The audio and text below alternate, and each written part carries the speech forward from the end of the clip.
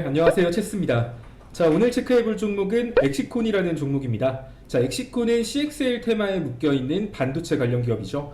자, CXL이란 좀 간단하게 생각해서 CPU, GPU, 메모리를 효율적으로 연결해주는 기술입니다. 자, SK하이닉스 또한 그 HBM 기술의 한계를 넘기 위해서는 CXL 관련 기술이 성장해야 한다. 뭐 이렇게 말할 정도로 CXL 기술 또한 시장이 좀 관심을 크게 주는 반도체 산업이라는 거죠. 자, 엑시콘 같은 경우는 CXL 테스트 장비를 개발하는 기업으로서 지난 6월에 CXL 장비 마무리 개발을 진행 중에 있습니다. 자, 이 종목 같은 경우는 막 실적이 엄청 좋고 재무가 뛰어나다 뭐 이렇게 말할 수는 없겠지만 저 반대로 말하면 CXL 산업이 확장됨에 따라서 앞으로 실적이 개선될 수 있겠다 뭐 이런 기대감은 존재하는 기업이라고 보시면 되고요. 자, 특히 엔비디아가 최근에 약세를 보이고 있죠. 자, 그 말은 HBM 반도체가 좀 주도했던 이런 반도체 산업이 다양한 반도체 산업군으로 자금이 흩어질 수 있다. 이런 점 또한 긍정적으로 보여집니다. 자, 대표적으로는 네오셈하고 비슷한 움직임을 보여주게 되는데, 자, 오늘은 엑시콘에 대해서 한번 차트적으로 어떻게 접근하면 좋을지 이런 거 한번 알아보도록 할게요. 자, 일단 이 종목 같은 경우는 지금 위에 물려 계신 분들 같은 경우도 현 구간에서 구간 대응 조금만 잘하시면 수익을 보고 나올 수 있는 종목이고요. 또 신규 진입을 하고자 하시는 분들 같은 경우 지금 자리 좀 굉장히 매력적인 자리거든요. 자, 그래서 이제 엑시콘에 관심 있는 분들은 여기서부터 좀 집중해서 보시면 좋을 것 같아요. 자, 일단 엑시콘은 최근에 480선을 돌파 시도하는 모습을 보이기는 했지만 이 480선을 돌파하는데 실패했어요. 뭐 그 이유는 단순합니다. 자, 과거 엑시콘의 차트를 보면 481선만 오면 계속 밀렸거든요. 이 자리가 되게 강력한 지지선인가 동시에 이탈하자마자 강력한 저항으로 바뀌었어요. 그래서 61선은 넘긴 하지만 항상 481선 부근만 오면 상승을 막히고 밀리는 모습을 보여줬다는 거죠. 자, 이번에도 481선을 넘지 못하고 밀리는 모습을 보여줬는데, 자, 그렇다면 이 종목이 나빴기 때문에 돌파를 못하고 밀렸는가? 또 이렇게 볼 수도 없거든요.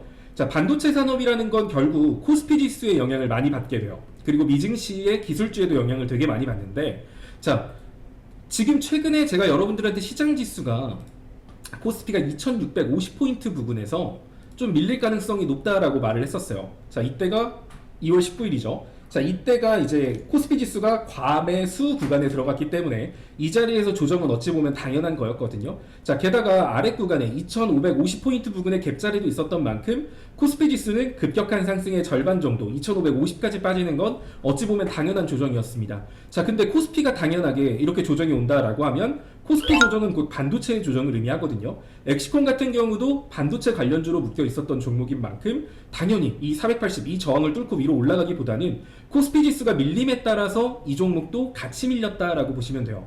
자, 근데 뭐 거래량이 어마어마하게 실리면서 밀린 게 아니기 때문에 다시 한 번 더 이 종목 같은 경우는 반등이 살짝만 나와도 굉장히 큰 폭으로 기술적 반등이 나올 가능성이 높거든요. 보통 기술적 반등이다라고 하면 급격한 낙폭의 절반 정도 수준까지는 반등이 나오는 게 일반적이에요.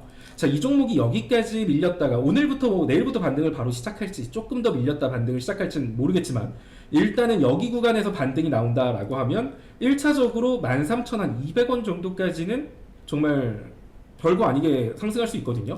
자, 그래서 현가 대비 13,200원이다? 그럼 거의 기대 승률이 10%이기 때문에 현 구간 자체에 진입의 매력은 존재하고요. 자, 게다가 금요일날 이 종목이 개파라 그랬어요.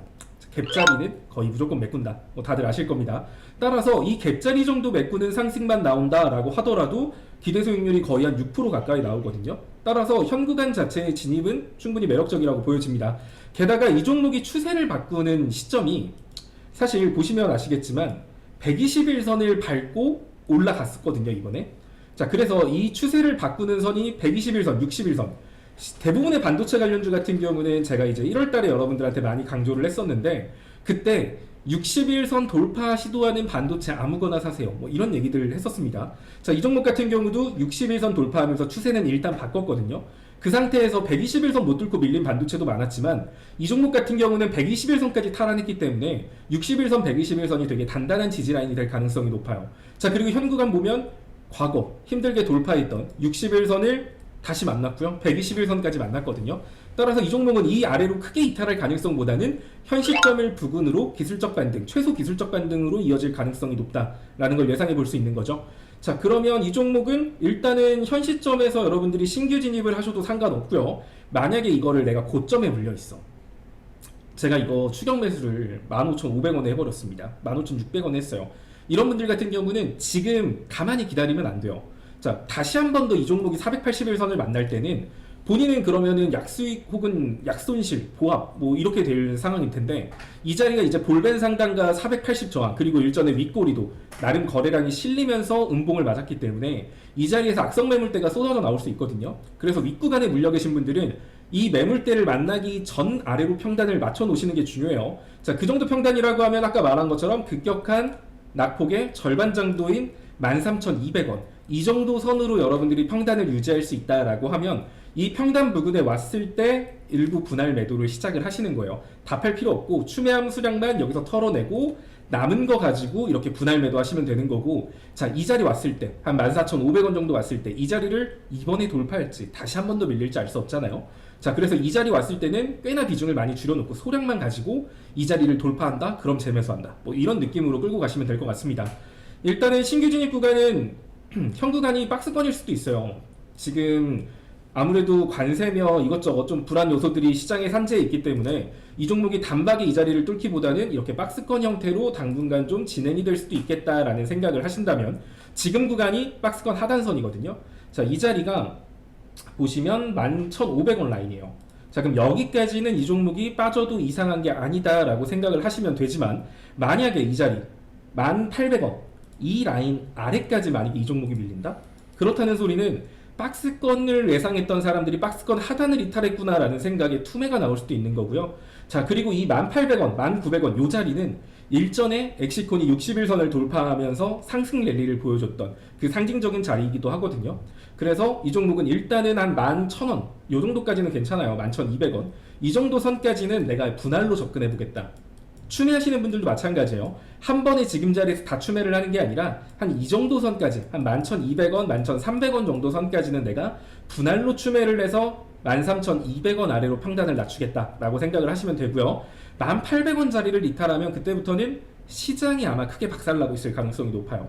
지금 코스피가 그래도 2,500선을 잘 지켜주면서 반등의 여지는 남겨놓고 있지만, 또 이제 트럼프 대통령이 또 어떤 말을 할지, 이런 돌발 변수에 대해서 우리가 현 시점에서는 단언할 수 없으니까, 만약에 이 종목이 1,800원 자리까지 이탈하게 되면 그때는 시장 지수가 좀 크게 밀리면서 시장이 좀 지지부진 행보할 수 있거든요. 그럴 경우에 엑시콘 같은 경우도 1,800원을 이탈했을 때는 보시면 여기 아래 갭자리도 조그맣게 남겨놓고 있어요.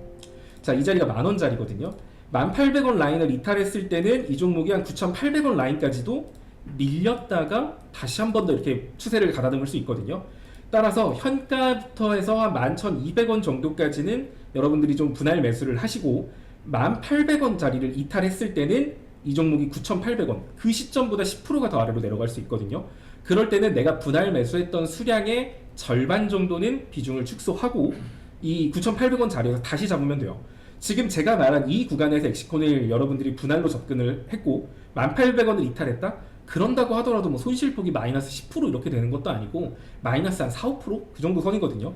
거기서는 리스크 관리 차원에서 일부 비중만 줄여놓고 아래 구간에서 다시 잡으면 되는 거고요. 내가 일부 줄였는데 그냥 이 종목이 바로 반등할 수도 있잖아요. 그렇다고 하면 12,700원 정도에 있는 갭자리까지는 별다른 어려움 없이 올라갈 수 있거든요. 그럼 내가 여기서 비중을 좀 줄였다고 하더라도 그 손실 이상으로 남은 물량으로 수익 보고 나오실 수 있을 겁니다. 일단 현 구간에서부터 11,200원까지 접근하시고 1차 목표가 같은 경우는 일단은 한 12,600원 정도, 금요일날 만든 갭자리 12,600원 이 자리까지는 어차피 가긴 갈 거예요. 그래서 이 정도까지를 1차 목표가로 잡으시면 되고, 자, 이 자리도 사실 따지고 보면은 약간 그 소녀 감성으로 잡아드린 목표가거든요. 자, 이 자리를 돌파하면 13,200원, 이게 낙폭의 절반, 이게 기술적 반등상 보여줄 수 있는 자리인데, 아마 이 자리, 만약에 이 종목이 이 갭자리까지 아래로 크게 밀리지 않고 바로 갭자리까지 상승한다라고 하면 한 13,200원을 뛰어넘어서 한 14,300원, 400원 그 다시 한 번 더 박스권 상단 자리를 만나러 갈 수 있거든요. 그래서 1차 목표가 같은 경우는 12,700원 정도 잡으시면 될 것 같고요. 2차 목표가는 한 14,000원에서 14,200원 정도 선을 2차 목표가로 잡고 접근하시면 괜찮을 것 같습니다. 자, 지금 시장 반도체 관련주들 최근 상승폭 다 반납하면서 밀리고 있어요. 그런데 어차피 시장 지수가 오른다라고 하면 반도체를 버리고 갈 수는 없거든요.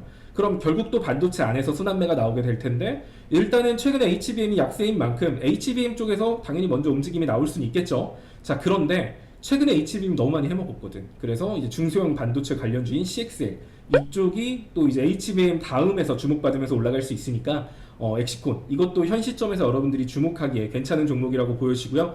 엑시콘하고 같은 움직임, 비슷한 움직임을 보여주는 건 네오셈이라는 종목이거든요. 일단 그 종목과 또 같이 묶어서 보시면 훨씬 이 주가 흐름을 파악하시는 데 도움이 되실 거예요.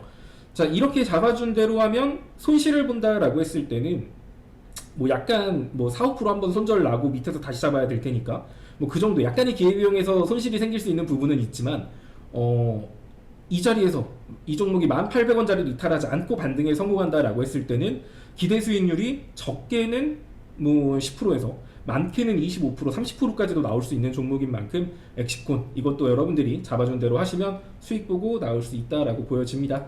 자, 다들 성공 투자하세요.